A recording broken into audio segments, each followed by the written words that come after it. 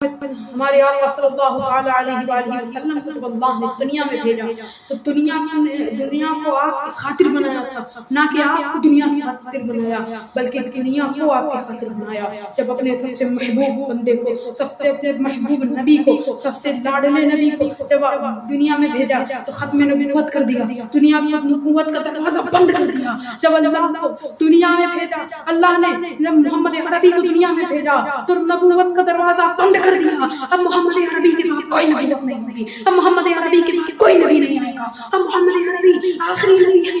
اب آخری نبی محمد مصطفیٰ کو بنا کے بھیجا ہے، آخری نبی محمد عربی کو بنا کے بھیجا۔ اب محمد عربی کے بعد کوئی نبی آئے گا ہی نہیں، کوئی رسول آئے گا ہی نہیں۔ اللہ تعالیٰ نے جب محبوب بندے کو بھیجا تو آخری نبی بنا کر کے محمد عربی کو بھیجا۔ محمد عربی کے ساتھ بہت سے معجزات دیے، بہت سے تمام انبیاء کرام جو آدم و عیسیٰ تک جتنے انبیاء ہیں سب کے معجزے کا جمع بنا کر کے نبی کریم کو بھیجا۔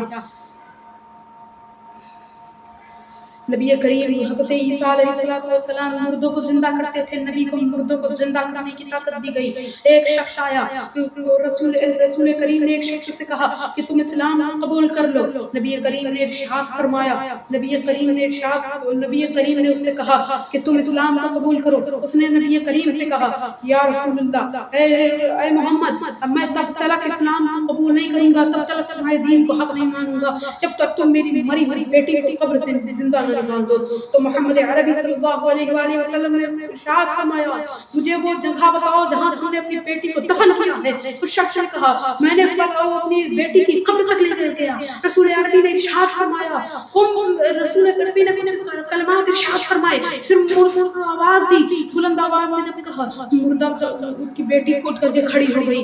اللہ کے رسول کے کہنے سے مردے کی بیٹی مردہ کھڑی ہو گئی، اور رسول کریم نے اس سے سوال کیا کیا تم دنیا میں دوبارہ آنا چاہو گی؟ تو اس نے کہا نہیں، اب میں دنیا میں دوبارہ نہیں آنا چاہوں گی۔ میں نے رب تعالیٰ کو اپنے ماں باپ سے، میں نے رب تعالیٰ کو اپنے ماں باپ سے اور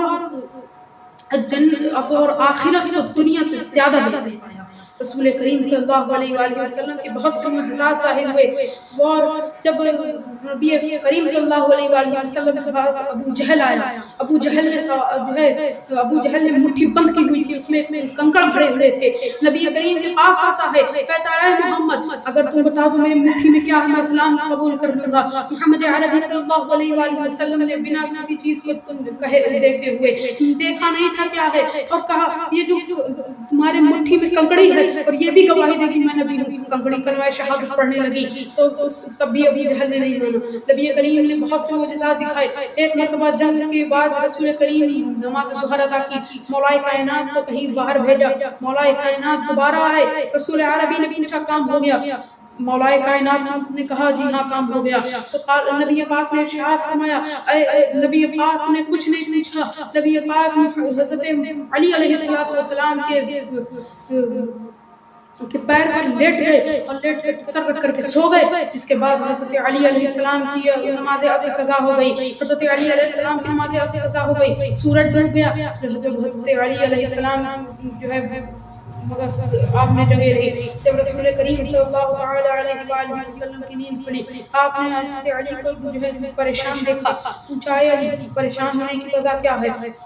یا رسول اللہ آپ سو رہے تھے، آپ کا چہرہ آپ کا سر میرے پیر پر تھا، میں نے آپ کو جگانا نہیں چاہا بلکہ میں نے نماز عصر قضا کی۔ رسول کریم نے ہاتھ اٹھایا، رب تعالیٰ سے دعا کی، یا اللہ تیرا بندہ علی تیرے محبوب بندے محمد کے لیے اپنی نماز عصر قضا کی ہے، اور پھر اشارہ کیا، سورج واپس پلٹ آیا، سورج واپس پلٹ آیا۔ اب رسول کریم نے سورج واپس پلٹایا تھا۔ اب کوئی قول ابراہیم کو دیکھتے ہوئے ابراہیم علیہ السلام نے فرمایا تھا کہ جو پچھم سورج نکال دے وہ خدا، اب کوئی محبوب کو پچھم سورج نہ نکال دے۔ خدا نے فرمایا کوئی خدا نہ کہہ دے، اے محبوب تمہیں کوئی خدا نہ کہہ دے۔ تو اللہ تعالی رب الجلال نے فرمایا اے محبوب اعلان کر دیجئے، قل انما انا بشر مثلکم، قل انما انا بشر مثلکم، میں بھی تمہاری طرح ایک بشر ہوں، میں بھی تمہاری طرح ایک بشر ہوں۔ اگر اس وقت اعلان نہ کیا ہوتا کہ میں تمہاری طرح ایک بشر ہوں تو آج وہ رب الجلال کے اس محبوب کو رب کہہ دیا ہوتا۔